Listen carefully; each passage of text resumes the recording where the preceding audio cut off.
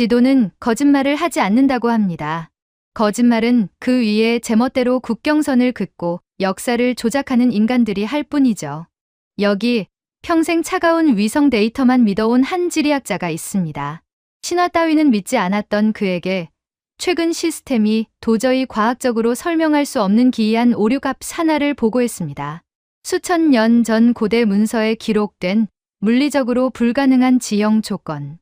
산 정상에 바다 같은 호수가 있고 그곳에서 정확히 4개의 거대한 물길이 뻗어나가는 곳.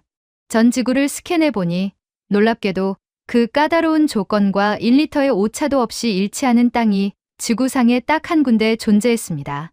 더 충격적인 건 그곳이 우리가 알던 문명의 발상지가 아니라는 사실입니다. 전 세계 학자들이 서쪽의 사막을 뒤질 때 위성 데이터는 비웃기라도 하듯 정반대인 동쪽의 끝, 지도에서 가장 변방이라 무시했던 그곳을 가리키고 있었습니다. 당신이 믿어온 역사를 송두리째 뒤집을 그 충격적인 좌표, 지금 함께 확인해 보시겠습니까? 잠깐 1초만 투자해서 좋아요와 구독 눌러주시면 영상 제작에 많은 도움이 돼요. 안녕하세요, 여러분. 런던의 밤은 언제나 그렇듯 축축하고 서늘하군요. 제 연구실 창문을 때리는 빗소리를 배경음 삼아 저는 오늘 제 인생을, 아니 어쩌면 인류의 역사를 송두리째 뒤흔들어 놓은 기이하고도 충격적인 이야기를 들려드리려 합니다. 제 이름은 제임스 카터입니다. 아마 제 이름을 들어보신 분은 거의 없으실 겁니다. 저는 텔레비전에 나오는 유명한 역사학자도 아니고 베스트셀러를 쓴 작가도 아니니까요. 저는 그저 평생을 지도와 씨름하며 살아온 늙은 지리학자일 뿐입니다. 영국 왕립지리학회에서 30년을 일했고 그 후에는 10년 넘게 위성 데이터 분석가로 활동하며 지구라는 행성의 피부를 들여다보는 일을 해왔습니다. 사람들은 저를 보고 지도 깎는 노인이라며 웃곤 합니다. 하지만 저는 그 별명이 싫지 않습니다. 지도는 거짓말을 하지 않으니까요. 사람들은 역사책에 거짓말을 적어놓고 국경선을 제멋대로 긋지만 땅은, 그리고 그 땅 위를 흐르는 물길은 절대로 거짓말을 하지 않습니다. 오늘 제가 여러분께 꺼내놓을 이야기의 시작점도 바로 그 거짓말하지 않는 땅, 그리고 지도에 관한 것입니다. 여러분은 에덴 동산이라는 단어를 들으면 무엇이 떠오르시나요? 아마 대부분은 벌거벗은 아담과 이브, 탐스러운 사과, 뱀 같은 신화적인 이미지를 떠올리실 겁니다. 교회에 다니는 분들이라면 믿음의 영역으로 받아들이실 테고, 그렇지 않은 분들이라면 그저 오래된 동화나 상징적인 이야기쯤으로 치부하고 넘기시겠죠. 저 역시 그랬습니다. 뼛속까지 실증주의자인 저에게 성경 속 에덴은 그저 아름다운 문학적 비유에 불과했습니다. 적어도 6개월 전, 그날 밤이 오기 전까지는 말이죠. 하지만 제가 지리학자로서 성경의 창세기 2장을 다시 펴들었을 때 저는 소름 끼치는 전율을 느꼈습니다. 이것은 모호한 신화가 아니었습니다. 이것은 너무나도 정교하고 구체적인 지리 보고서였습니다. 좌표와 방향, 수원의 위치, 심지어 그 땅에 매장된 광물의 종류까지 명시된 완벽한 보물 지도였던 겁니다. 그런데 이상하지 않습니까? 인류가 달에 로켓을 쏘아 올리고 화성 탐사를 논하는 이 21세기에 왜 우리는 아직도 지구상에 명확히 기록된 에덴의 위치 하나를 찾지 못하고 헤매고 있는 걸까요? 학계의 정설, 그러니까 여러분이 박물관이나 백과사전에서 흔히 접해왔던 주장은 에덴이 메소포타미아 지역, 즉 지금의 이라크 남부 어딘가에 있었다는 것입니다. 티그리스 강과 유프라테스 강이 흐르는 그 비옥한 초승달 지대 말입니다. 수백 년 동안 학자들은 그곳을 에덴이라 믿어 의심치 않았습니다. 하지만 저는 지도를 볼 때마다, 그리고 나사에서 제공하는 고해상도 위성 사진을 들여다볼 때마다 끓어오르는 의구심을 지울 수가 없었습니다. 이것은 과학에 대한 모욕이나 다름없었기 때문입니다. 성경에는 분명히 이렇게 기록되어 있습니다. 강이 에덴에서 발원하여 동산을 적시고 거기서부터 갈라져 내 근원이 되었다고 말입니다. 자, 여기서 핵심은 갈라져 나갔다는 표현입니다. 하나의 거대한 수원지에서 4개의 강이 뻗어나갔다는 뜻이죠. 그런데 지금의 이라크 지형을 한번 보십시오. 그곳은 평야 지대입니다. 물은 높은 곳에서 낮은 곳으로 흐르고 여러 지류가 합쳐져서 큰 강이 되는 것이 물리 법칙입니다. 평지에서 물이 솟구쳐 올라 거꾸로 네 갈래로 갈라진다는 것은 자연 상태에서는 불가능한 일입니다. 더 결정적인 증거는 강들의 이름입니다. 성경은 네 개의 강 이름을 정확히 명시하고 있습니다. 첫째는 비손, 둘째는 기온, 셋째는 히데겔, 넷째는 유브라데입니다.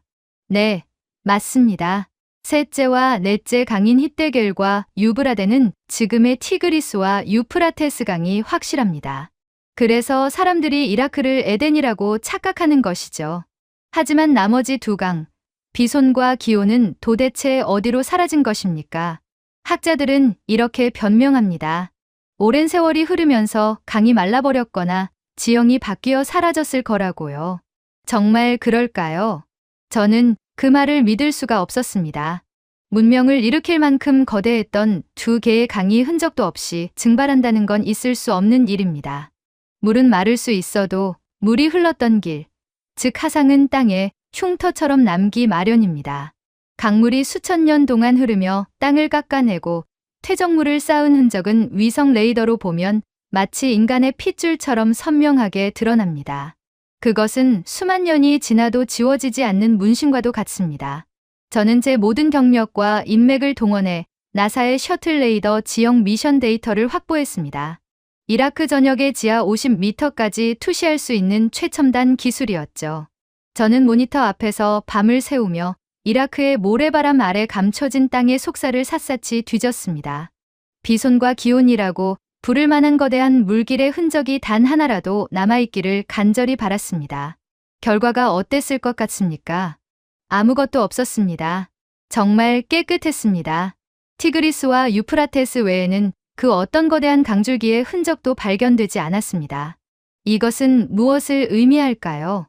애초에 그곳에는 네 개의 강이 존재한 적이 없었다는 뜻입니다. 우리가 수백 년 동안 믿어왔던 지도, 우리가 에덴이라고 찍어놓았던 그 좌표가 완전히 틀렸을 가능성이 높다는 아주 강력한 증거였습니다. 저는 허탈감에 빠져 의자에 몸을 파묻었습니다. 모든 것이 원점으로 돌아간 기분이었습니다. 만약 에덴이 실존했다면, 그리고 성경의 기록이 사실이라면 그곳은 적어도 이라크는 아니었습니다. 그날 밤 저는 꺼진 모니터의 검은 화면을 멍하니 응시하다가 다시 낡은 성경책을 폈습니다. 그리고 창세기 2장 8절을 소리내어 읽었습니다. 여호와 하나님이 동방의 에덴에 동산을 창설하시고 동방이라 히브리어 원어로는 케뎀이라고 적혀 있더군요. 저는 무릎을 탁 쳤습니다. 이 단어는 단순히 오른쪽 방향을 뜻하는 게 아니었습니다. 그것은 해가 가장 먼저 뜨는 곳, 시작점, 그리고 아주 먼 동쪽을 의미하는 단어였습니다. 우리는 그동안 이스라엘을 기준으로 바로 옆에 있는 중동 지역, 즉 근동만을 뒤지고 있었던 겁니다. 하지만 성경 기자가 굳이 동방이라는 단어를 썼을 때는 그 스케일이 우리의 상식을 뛰어넘는 것일 수도 있지 않을까요? 저는 떨리는 손으로 마우스를 잡았습니다. 그리고 제 컴퓨터의 검색 알고리즘을 완전히 수정하기 시작했습니다. 지역 제한을 풀고 검색 범위를 전 지구로 확대했습니다. 그리고 오직 성경이 말하는 지형적 조건만을 입력값으로 넣었습니다. 이것은 마치 범인의 몽타주만 가지고 전 세계 인구 데이터를 검색하는 것과 같은 무모한 시도였습니다. 하지만 저에게는 확신이 있었습니다. 지형은 거짓말을 하지 않는다는 확신 말입니다. 저는 다음과 같은 4가지 필터링 조건을 설정했습니다. 첫 번째 조건, 해발 2000m 이상의 고지대일 것. 물이 4갈래로 뻗어 나가려면 강력한 수압과 위치 에너지가 필요하기 때문입니다. 평지에서는 물이 고일 뿐 뿜어져 나갈 수 없습니다. 에덴의 물이 온 세상을 적셨다면 그곳은 세상의 지붕처럼 높은 곳이어야 합니다. 두 번째 조건, 산 정상 부근에 마르지 않는 거대한 자연 호수가 존재할 것. 4개의 강을 동시에 먹여 살리려면 일반적인 옹달샘으로는 불가능합니다. 바다처럼 거대한 수원을 머리에 이고 있는 산이어야만 합니다. 세 번째 조건, 그 호수로부터 서로 다른 방향으로 뻗어나가는 4개의 독립적인 수계가 존재할 것. 이것이 가장 까다로운 조건입니다. 보통 산맥은 물길을 한쪽이나 양쪽으로 나누는 분수령 역할을 하지만 사방으로 물을 내보내는 방사형 수계는 지질학적으로 극히 드물기 때문입니다. 마지막 네 번째 조건, 그 강들이 흐르는 유역의 금과 베델리엄, 그리고 호머노라는 보석 광맥이 존재할 것. 이 조건들은 사실 말도 안 되게 까다로운 것입니다. 이런 지형은 전 세계를 다 뒤져도 몇 군데 나오지 않을 만큼 희귀하니까요. 저는 엔터키를 누르고 커피를 한 잔 내렸습니다. 아마 시스템은 일치하는 결과 없음이라는 오류 메시지를 띄우거나 전 세계의 수많은 산맥을 무작위로 띄울 것이라고 예상했습니다. 알프스일 수도 있고 히말라야일 수도 있고 어쩌면 로키 산맥일 수도 있겠죠. 모니터 화면 속에서 붉은색 스캔 라인이 지구본을 훑기 시작했습니다. 유럽을 지나고 아프리카를 지나고 우리가 에덴이라고 믿었던 중동을 가차없이 지나쳤습니다. 삐 소리와 함께 불일치 메시지가 떴습니다. 스캔 라인은 멈추지 않고 계속해서 동쪽으로 이동했습니다. 인도를 지났습니다. 거대한 중국 대륙을 훑으며 지나갔습니다. 제 심장박동 소리가 빗소리보다 더 크게 들리기 시작했습니다. 이스라엘에서 동쪽으로, 더 동쪽으로 세상의 끝이라고 생각되는 곳까지 지도는 맹렬하게 달려갔습니다. 그리고 마침내 유라시아 대륙이 끝나고 태평양이라는 거대한 바다가 시작되기 직전 그 동쪽의 끝자락에서 시스템이 멈췄습니다. 요란한 경고음이 제 좁은 연구실을 가득 채웠습니다. 일치하는 좌표를 발견했습니다. 저는 쏟아질 뻔한 커피 잔을 황급히 내려놓고 모니터 앞으로 달려들었습니다. 화면에 뜬 곳은 정말 의외의 장소였습니다. 서구 학계에서는 거의 주목하지 않았던 변방, 지도상으로는 아주 작게 표시되는 반도 국가의 북쪽 경계선이었습니다. 저는 안경을 고쳐 쓰고 좌표를 확인했습니다. 북위 41도 59분, 동경 128도 4분. 도대체 여기가 어디란 말입니까? 제 모니터 화면에 붉게 전멸하고 있는 그 좌표. 북위 41도 59분, 동경 128도 4분. 저는 한참 동안 그 숫자를 멍하니 바라보았습니다. 도대체 이 좌표가 어디를 가리키는지 감이 잡히질 않았기 때문입니다. 그곳은 제가 평소에 연구하던 이스라엘도 아니었고 고대 문명이 찬란했던 이집트나 로마도 아니었습니다. 그곳은 유라시아 대륙의 동쪽 끝, 거대한 태평양과 맞닿기 직전에 툭 튀어나온 작은 반도의 북쪽 경계선이었습니다. 서양 지리학자들의 관심사에서 언제나 벗어나 있던 변방의 땅, 바로 한반도와 만주의 경계였습니다. 저는 의심스러운 눈초리로 안경을 치켜 올리며 지도를 확대했습니다. 혹시 시스템 오류가 아닐까, 데이터 입력 과정에서 소수점을 잘못 찍은 것은 아닐까 하는 생각이 뇌리를 스쳤습니다. 하지만 위성 렌즈가 구름을 뚫고 주민에 들어갔을 때 저는 숨이 턱 막히는 것을 느꼈습니다. 그곳에는 정말이지 비현실적인 광경이 펼쳐져 있었기 때문입니다. 해발 2744m에 달하는 거대한 산 정상이 마치 칼로 베어낸 듯 움푹 파여 있었고 그 안에는 믿을 수 없을 만큼 거대하고 푸른 호수가 담겨 있었습니다. 여러분은 산 꼭대기에 바다 같은 호수가 있다는 말을 들어보신 적이 있나요? 보통 강이라는 것은 산허리의 작은 옹달샘이나 계곡에서 시작되어 아래로 흐르면서 점점 커지기 마련입니다. 그런데 이 산은 달랐습니다. 산의 정수리에 거대한 물그릇을 이고 있는 형상이었습니다.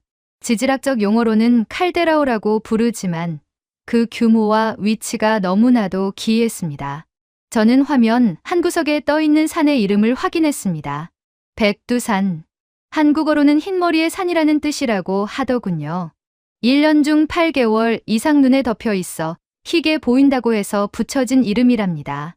그리고 그 정상에 있는 호수의 이름은 천지였습니다. 하늘 연못이라니 고대인들은 이미 알고 있었던 걸까요? 이곳이 단순히 물이 고인 곳이 아니라 하늘과 맞닿은 신성한 수원지라는 사실을 말입니다. 저는 마른 침을 삼키며 다시 성경 창세기 2장 10절을 펴보았습니다. 강이 에덴에서 발원하여 동산을 적시고 거기서부터 갈라져 내 근원이 되었으니. 이 구절에서 가장 중요한 단어는 바로 발원하여라는 표현입니다. 히브리어 원어로는 야자라고 하는데 이는 단순히 흐른다는 뜻이 아니라 솟구쳐 나오다, 밖으로 나가다는 뜻을 가지고 있습니다. 즉, 에덴의 물은 외부에서 들어오는 것이 아니라 그 자체 내부에서 솟아나서 밖으로 뻗어나가는 구조여야 합니다. 백두산 천지를 보십시오. 이 호수는 외부에서 유입되는 강이 하나도 없습니다. 오직 지하에서 솟아나는 용천수와 하늘에서 내리는 비와 눈만으로 그 거대한 수량을 유지합니다. 그리고 그 물이 넘쳐서 사방으로 흘러나갑니다.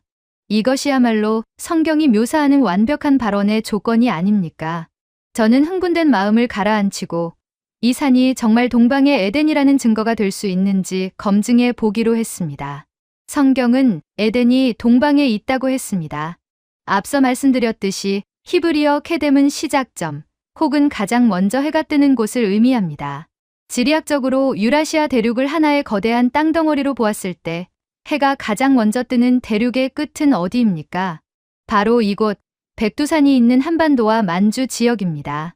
서양인들의 시각에서 본 극동, 즉 파이스트가 아니라 해가 시작되는 오리진으로서의 동방 말입니다.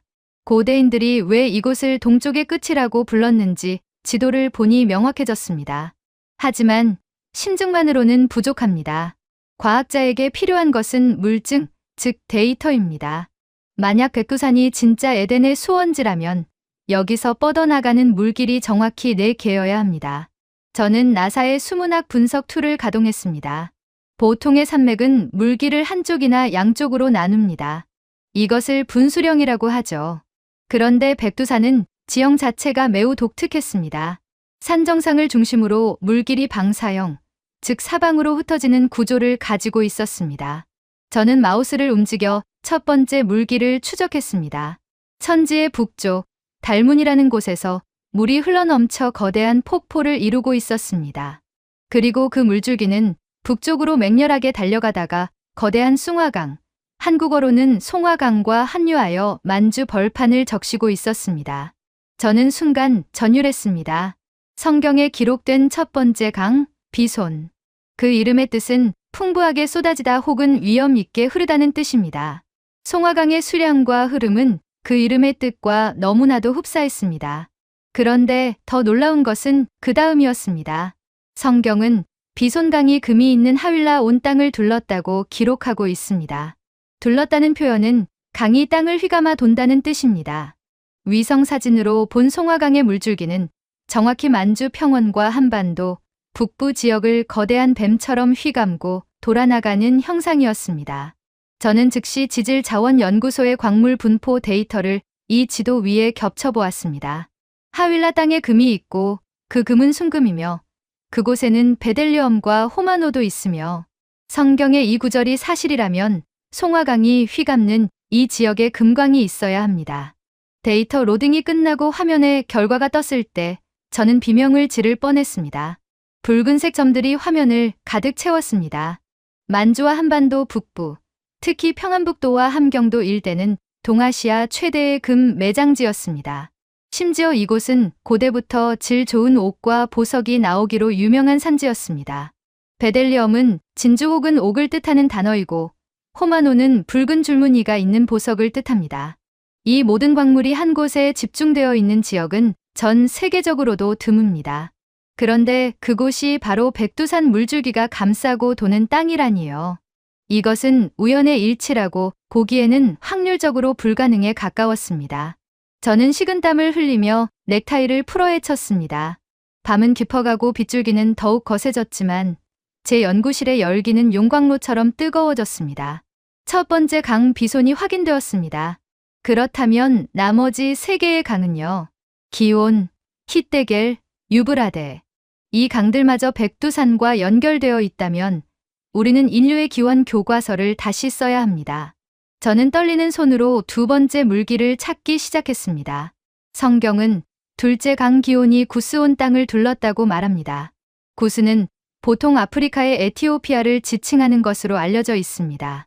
그래서 학자들은 에덴이 아프리카에 있다고 주장하기도 했죠. 하지만 고대 지명을 연구해 보면 구스라는 단어는 단순히 검다 혹은 특정 민족을 지칭하는 대명사처럼 쓰이기도 했습니다. 만약 이 구스가 아프리카가 아니라 동방의 어떤 지역을 가리키는 것이라면요. 저는 백두산에서 서쪽과 남쪽으로 흐르는 또 다른 거대한 물줄기를 발견했습니다. 압록강입니다. 그리고 동쪽으로 흐르는 두만강도 보였습니다. 이 강들은 백두산 천지라는 하나의 거대한 심장에서 뿜어져 나와 서로 반대 방향으로 흐르며 한반도의 국경선을 만들고 있었습니다. 기온이라는 이름의 뜻은 솟구치다 혹은 터져 나오다는 뜻입니다. 백두산의 험준한 협곡을 뚫고 터져 나오는 압록강과 두만강의 기세는 기온이라는 이름 그 자체였습니다. 그리고 저는 지도를 더 넓게 펼쳐보았습니다. 만주를 지나 러시아 쪽으로 뻗어나가는 흑룡강, 즉 아무르강이 보였습니다. 이 강들은 서로 얽히고 설키며 거대한 수계를 형성하고 있었는데 놀랍게도 이 모든 물길의 근원은 결국 백두산이었습니다. 하나에서 갈라져 넷이 되었다는 성경의 묘사는 비유가 아니었습니다. 그것은 정확한 지리적 팩트였습니다. 백두산은 거대한 워터 타워, 즉 급수탑이었습니다. 하지만 여기서 끝이 아닙니다. 아직 풀리지 않은 미스터리가 있습니다. 셋째 강 히데겔과 넷째 강 유브라데입니다. 여러분은 아마 이렇게 반문하실 겁니다. 박사님, 티그리스와 유프라테스는 분명 중동 이라크에 있지 않습니까? 백두산과는 수천 킬로미터나 떨어져 있는데 어떻게 연결된다는 말입니까? 네, 맞습니다. 저도 처음엔 그 지점에서 막혔습니다. 지리학적으로 한반도의 강이 중동까지 흐를 수는 없으니까요. 그렇다면 성경이 틀린 걸까요? 아니면 우리가 무언가 아주 중요한 역사의 고리를 놓치고 있는 걸까요? 저는 그 해답을 찾기 위해 지형도가 아닌 인류 이동의 역사 지도를 꺼내 들었습니다. 강 이름은 물을 따라 흐르기도 하지만 사람을 따라 흐르기도 합니다. 영국 사람들이 미국으로 이주하면서 뉴욕, 뉴햄프셔 같은 지명을 그대로 가져가 썼듯이 고대 인류가 에덴에서 동쪽으로 혹은 서쪽으로 이동하면서 강의 이름을 가져갔을 가능성은 없을까요? 만약 그렇다면 진짜 히데겔과 진짜 유브라데의 원형은 중동이 아니라 바로 이곳 백두산 숲의 어딘가에 남아있지 않을까요? 저는 이 가설을 증명하기 위해 고대 언어학 데이터베이스에 접속했습니다. 그리고 만주와 한반도 일대의 고대 지명들을 샅샅이 뒤지기 시작했습니다. 그리고 마침내 저는 제 눈을 의심하게 만드는 충격적인 언어학적 증거를 발견했습니다. 지형의 일치를 넘어 이름의 일치까지 찾아낸 것입니다. 여러분, 준비되셨습니까? 이제부터 보여드릴 증거는 단순히 땅의 모양을 맞추는 수준이 아닙니다. 이것은 잃어버린 인류의 기억을 복원하는 작업입니다. 이제 우리는 이 긴 여정에서 가장 거대하고도 논쟁적인 질문, 어쩌면 여러분이 가장 기다려왔을 질문 앞에 섰습니다. 아마 제 이야기를 듣는 내내 여러분의 머릿속을 떠나지 않았던 가장 큰 의문일 겁니다. 박사님, 다 좋습니다. 백두산이 전 세계적으로 보기 드문 기이한 산이고 그곳에서 흐르는 송화강과 압록강이 성경 창세기 2장의 묘사와 지형적으로 비슷하다는 것도 알겠습니다. 하지만 성경에는 분명 셋째 강 히데겔과 넷째 강 유브라데가 나옵니다. 지리학을 전공하지 않은 초등학생도 알다시피 이 두 강은 지금 이라크에 흐르는 티그리스와 유프라테스 아닙니까? 그런데 도대체 어떻게 에덴이 그곳에서 수천 킬로미터 떨어진 한반도에 있을 수 있냐는 겁니다. 네, 맞습니다. 충분히 그렇게 생각하실 수 있습니다. 저 역시 그 지점에서 가장 오랫동안 망설였고 밤잠을 설쳤습니다. 저는 평생을 지도의 팩트만 믿고 살아온 지리학자로서 지도 위에 엄연히 실존하는 두 강의 이름을 무시할 수는 없었으니까요. 그것은 제 학문적 양심을 건드는 문제였습니다. 하지만 여러분, 혹시 인류학이나 지리학에서 말하는 지명, 이동 현상이라는 말을 들어보셨습니까? 이것은 고대 인류의 이동 경로를 추적할 때 아주 중요하게 다뤄지는 개념입니다. 결론부터 말씀드리면 이름은 땅에 영원히 고정된 박제가 아닙니다. 이름은 사람의 발걸음을 따라 흐르고 이동하고 때로는 복제됩니다. 아주 쉬운 예를 하나 들어보겠습니다. 지금 미국 지도에는 뉴욕이라는 거대한 메트로폴리스가 있습니다. 그리고 그 주변에는 뉴햄프셔, 뉴저지 같은 지명들도 있죠. 이 이름들은 도대체 어디서 왔을까요? 원래부터 아메리카 대륙에 존재했던 인디언들의 지명이었을까요? 아닙니다. 17세기에 메이플라워호를 비롯한 배를 타고 대서양을 건너온 영국 사람들이 자신들이 떠나온 고향을 사무치게 그리워하며 지은 이름들입니다. 영국의 유서 깊은 요크 지방을 떠나온 사람들이 낯선 신대륙에 정착하면서 이곳은 우리의 새로운 요크, 즉 뉴욕이다라고 명명한 것이죠. 햄프셔에서 온 사람들은 뉴햄프셔를, 저지에서 온 사람들은 뉴저지를 만들었습니다. 만약 역사적 배경을 전혀 모르는 후대의 사람들이 수백 년 뒤에 지도만 본다면 요크는 원래 미국에 있었던 고유 지명이라고 착각할 수도 있지 않을까요? 지명은 이렇게 사람의 기억을 타고 이동하는 법입니다. 저는 이 지명 이동의 법칙을 성경과 고고하게 말하는 고대 인류의 대이동 역사에 과감하게 대입해 보았습니다. 현재 성경과 고고학계가 공통적으로 인정하는 인류 최초의 문명은 바로 수메르 문명입니다. 그들은 기원전 4000년경, 지금의 이라크 남부, 즉 메소포타미아 지역에 어느 날 갑자기 나타나 고도로 발달한 문명을 세웠습니다. 바퀴를 발명하고 문자를 사용하고 도시를 건설했죠. 그런데 놀랍게도 수메르인들이 남긴 점토판 기록을 해독해보면 그들은 자신들의 기원에 대해 아주 미스터리한 기록을 남겼습니다. 우리는 동쪽의 높은 산에서 내려왔다. 그들은 스스로를 검은 머리의 사람들이라고 불렀고 자신들의 고향이 해가 뜨는 저 먼 동방의 산악지대라고 끊임없이 증언했습니다. 자, 여기서 대담한 가설을 하나 세워봅시다. 만약 인류의 조상이 에덴, 즉 백두산 일대에서 평화롭게 살다가 대홍수나 급격한 기후변화 같은 모종의 이유로 서쪽으로 이동해야만 했다면 어떨까요? 그들은 수천 킬로미터에 달하는 고난의 대장정 끝에 비옥한 메소포타미아 평원에 도착했을 겁니다. 그리고 그곳에 흐르는 두 개의 낯선 큰 강을 발견했겠죠. 그들은 그 강을 보며 무엇을 떠올렸을까요? 잃어버린 고향, 에덴에 흐르던 웅장하고 거대한 강의 모습을 떠올리지 않았을까요? 그래서 그들은 그 낯선 강에 고향의 기억을 더씹혀 에덴에 흐르던 강의 이름을 따서 붙이지 않았을까요? 마치 영국인이 미국의 뉴욕을 세웠듯이 말입니다. 그렇다면 진짜 히데겔과 진짜 유브라데, 즉 오리지널 원형은 지금의 중동이 아니라 바로 이곳 백두산 숲의 어딘가에 반드시 남아있어야 합니다. 짝퉁이 있다면 진품이 어딘가에 존재하는 법이니까요. 저는 이 가설을 검증하기 위해 다시 위성 지도를 켜고 만주와 시베리아의 수계를 샅샅이 뒤졌습니다. 그리고 셋째 강 히데겔의 히브리어 원어 뜻을 언어학적으로 분석했습니다. 히데겔은 빠르다, 날카롭다, 화살처럼 흐른다라는 뜻을 가지고 있습니다. 티그리스 강도 유속이 빠르기로 유명하지만 백두산에서 발원하여 송화강과 합류하거나 독립적으로 흐르는 만주의 지류들 중에서 유독 물살이 거세고 협곡을 날카롭게 뚫고 지나가는 강들이 있습니다. 바로 한 줄을 가로지르는 수많은 지류들입니다. 특히 고대에는 지금보다 수량이 훨씬 풍부했을 테니 깎아지른 듯한 협곡을 통과하는 그 기세는 정말 쏘아놓은 화살 같았을 겁니다. 더 결정적인 것은 넷째 강 유브라데입니다. 히브리어로는 프라트라고 하는데 이는 크다, 넓다, 혹은 창대하게 뻗어나간다라는 뜻입니다. 성경에서도 유브라데는 특별한 수식어 없이 그냥 그 큰 강이라고 불릴 만큼 압도적인 규모를 자랑합니다.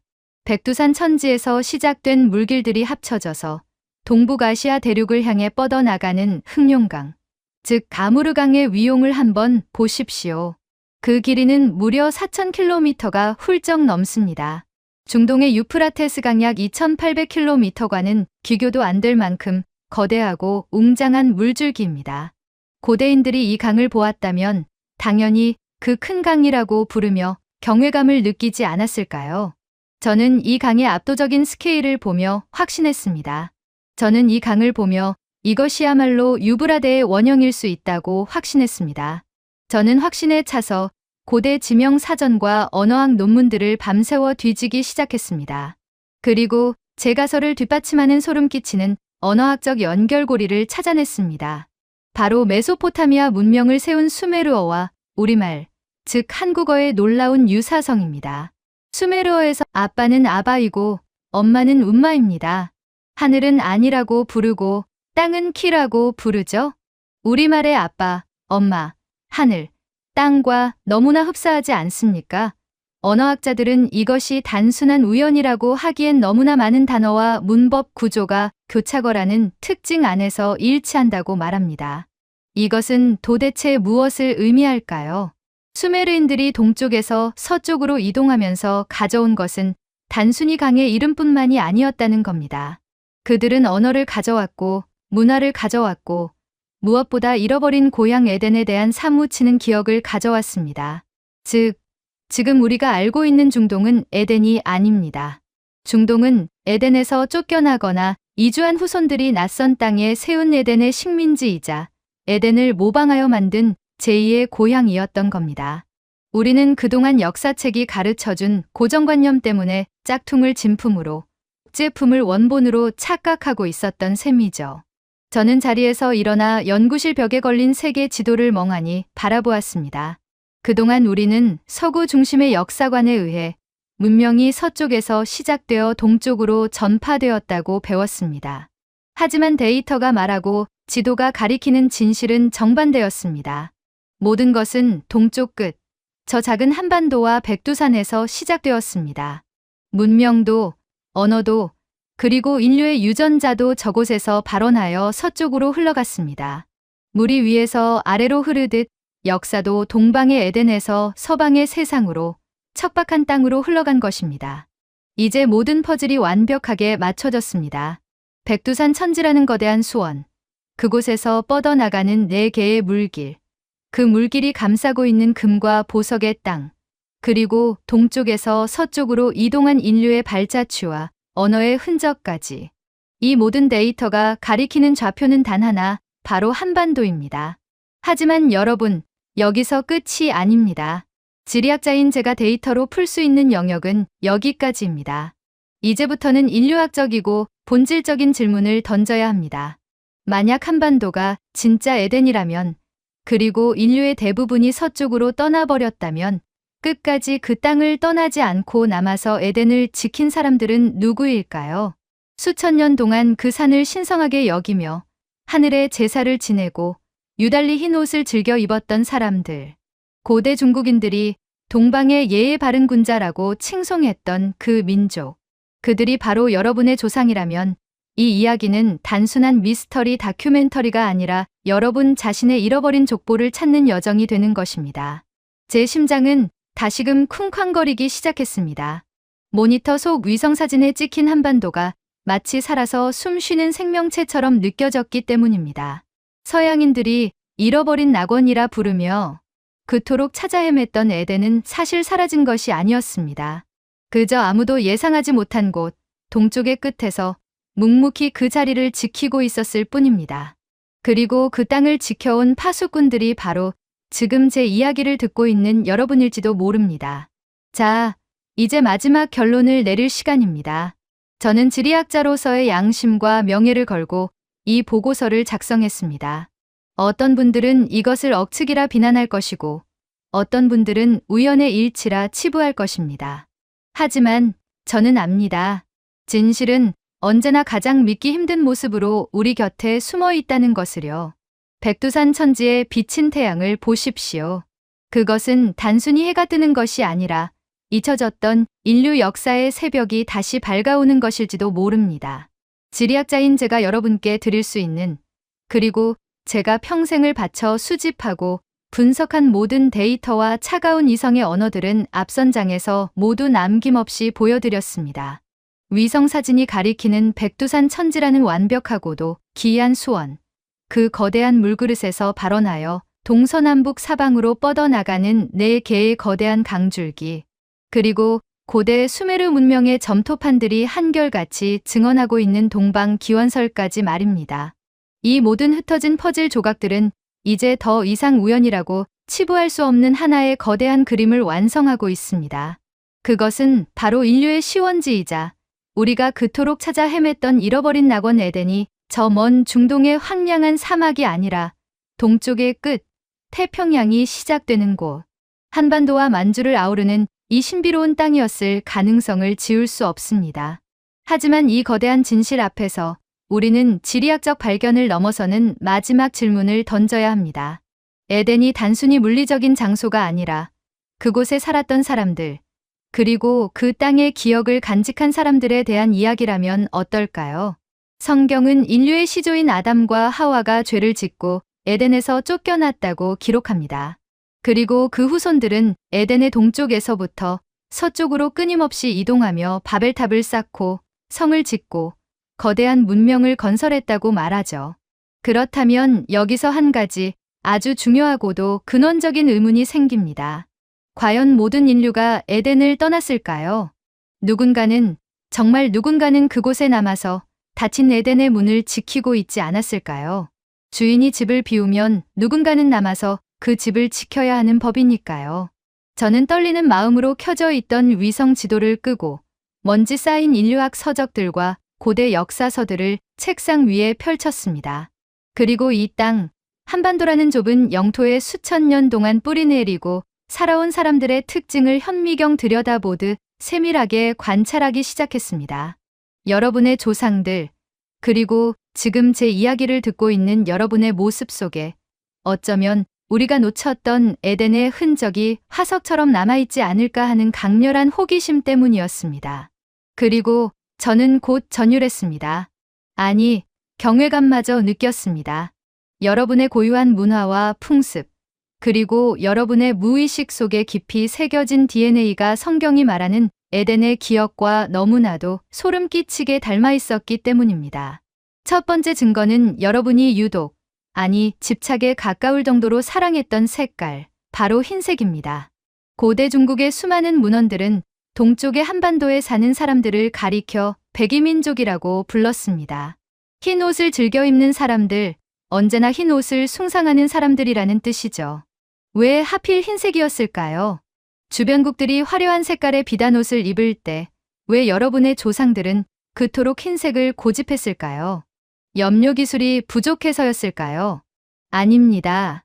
이 민족은 이미 고도로 발달한 색채 기술과 염색 기술을 가지고 있었음에도 불구하고 가장 일상적인 평상복으로, 그리고 가장 중요한 제사복으로 끊임없이 바보스러울 정도로 흰 옷을 고집했습니다. 생각해 보십시오. 세탁기도 없던 고대에 흙먼지가 날리는 농경 사회에서 흰 옷을 깨끗하게 유지한다는 것은 엄청난 노동과 정성을 필요로 하는 일입니다. 그럼에도 불구하고 그들은 왜 그 불편함을 감수했을까요? 성경에서 흰색은 죄가 없는 상태, 흠이 없는 순결한 빛, 그리고 신 앞에 나아가는 제사장의 거룩함을 상징합니다. 요한계시록에는 마지막 날에 흰 옷을 입은 수많은 무리가 하나님을 찬양하는 장면이 나옵니다. 혹시 여러분의 조상들은 무의식 중에 에덴의 순결함을 기억하고 있었던 것이 아닐까요?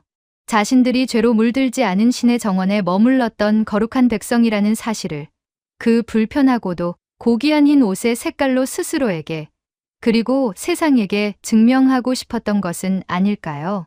두 번째 증거는 여러분의 독특하고도 숭고한 신앙 형태입니다.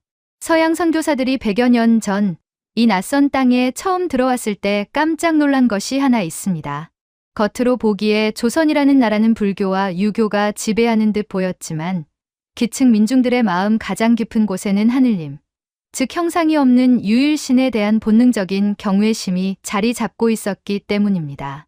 여러분은 명절마다, 그리고 국가의 중대사나 위기 때마다 우상을 찾아가 엎드리는 대신 가장 높은 산에 올라가 하늘에 제사를 지냈습니다. 강화도의 만이산 참성단, 그리고 민족의 영산인 백두산의 천재단을 보십시오. 그곳에는 금으로 만든 송아지도 돌로 깎은 부처도 없습니다. 오직 하늘과 맞닿은 제단만이 있을 뿐입니다. 이것은 우상 숭배가 아닙니다. 형상이 없는 하늘의 주인, 창조주에게 드리는 가장 순수하고 원형적인 제사였습니다. 성경 속 인물들, 대홍수 심판에서 살아남은 노아나 믿음의 조상 아브라함도 높은 산에 제단을 쌓고 하나님의 이름을 불렀습니다. 인류가 서쪽으로 가서 바벨탑을 쌓고 타락하여 각종 화려한 우상을 만들어 섬길 때 동쪽 끝에 남은 이 사람들은 오직 하늘을 바라보며 에덴의 제사 방식을 고집스럽게 고수해왔던 것입니다. 고대의 성인이라 불리는 공자조차도 자신의 책에서 이렇게 한탄하듯 말했습니다. 동방에 군자의 나라가 있으니 그곳에 가서 살고 싶다. 도덕과 예의가 살아있는 나라, 살인을 좋아하지 않고 서로 양보하며 싸움보다는 평화를 사랑하는 나라. 이것이 고대 세계가 바라본 여러분 조상의 모습이었습니다. 약육강식이 지배하는 타락한 세상 속에서 에덴의 온유한 성품을 잃지 않고 살아온 사람들의 명백한 증거가 아니고 무엇이겠습니까? 세 번째 증거는 여러분이 국화로 삼고 사랑하는 꽃, 무궁화입니다. 서양에서는 이 꽃을 로즈 오브 샤론, 즉 샤론의 장미라고 부릅니다. 놀랍게도 성경 아가서에서 가장 아름답고 고귀한 존재 혹은 오실 메시아 예수를 상징하는 꽃이 바로 샤론의 장미입니다. 아침에 피었다가 저녁에 지고 다음날 아침이면 또다시 새로운 꽃을 피워내는, 그래서 영원히 지지 않는 것처럼 보이는 꽃. 이 꽃이 전 세계 수많은 땅 중에서 하필이면 한반도 전역에 자생하며 수천 년 동안 여러분과 함께 고난을 견디며 나라꽃이 된 것은 단순한 식물학적 우연일까요? 아니면 이 땅이 신이 숨겨둔 예비된 처소라는 것을 보여주는 땅이 피워낸 자연의 표식일까요? 저는 지리학자로서 시작된 이 건조한 연구가 신학적이고 인류학적인 확신으로 끝나는 것에 대해 조금도 두려움을 느끼지 않습니다. 왜냐하면 데이터는 거짓말을 하지 않기 때문입니다. 백두산이라는 명확한 지리적 좌표, 그리고 그 땅을 지켜온 백이민족이라는 움직일 수 없는 인류학적 좌표가 정확히 만나는 지점. 그 교차점에 바로 인류가 그토록 갈망했던 잃어버린 낙원, 에덴이 있습니다. 서구 문명은 오랫동안 에덴을 이미 잃어버린 과거, 되돌아가야 할 상실의 공간으로만 여겼습니다. 그래서 그들은 끊임없이 무언가를 정복하고, 빼앗고, 소유하며 그 마음속의 상실감을 채우려 했는지도 모릅니다. 하지만 여러분은 달랐습니다. 여러분은 자연을 정복의 대상으로 보지 않고 함께 어우러져 살아야 할 동반자로 여겼습니다. 산을 깎아내기보다 산의 흐름에 맞춰 집을 지었고 강을 막기보다 강의 길을 터주었습니다. 그것은 에덴을 다스리고 지키라는 창세기의 태초 명령, 즉 청지기의 사명을 본능적으로 실천해 온 삶이었습니다. 이제 길었던 추적을 마치며 결론을 말씀드리겠습니다. 제가 이 긴 연구를 통해 도달한 마지막 문장은 이것입니다. 당신들은 죄를 짓고 쫓겨난 자들의 후예가 아닙니다. 인류의 역사가 서쪽으로 흘러가며 전쟁과 탐욕으로 얼룩질 때 해가 가장 먼저 뜨는 동방의 끝에 남아서 묵묵히 닫힌 에덴의 문을 지켜온 마지막 파수꾼들의 후예입니다. 백두산 천지를 다시 한번 보십시오. 저 높은 곳에 고여있는 그 맑고 깊은 물은 지난 수천 년의 역사를, 그리고 여러분의 조상들이 흘린 눈물과 기도를 고스란히 기억하고 있을 것입니다. 그리고 그 물줄기는 지금도 끊이지 않고 흘러서 만주 벌판을 적시고 한반도를 휘감으며 지금 이 순간 여러분의 삶 속으로 스며들고 있습니다.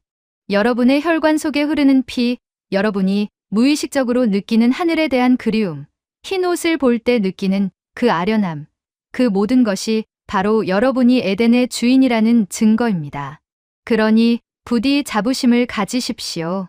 세상이 당신들을 작은 나라라고 무시해도 강대국들이 역사를 왜곡하며 당신들을 변방이라고 소외시켜도 절대로 흔들리지 마십시오. 지도는 알고 있고 땅은 기억하고 있으며 하늘은 알고 있습니다. 인류의 시작이 이곳이었듯 병든 인류의 미래를 다시 열어갈 열쇠 또한 이곳 동방의 에덴에 숨겨져 있다는 것을 말입니다. 런던의 긴 밤비가 마침내 그쳤습니다. 창밖으로 희미하게 푸른 새벽빛이 밝아오고 있습니다. 마치 저 멀리 동방에서 떠오르는 태양처럼 말이죠.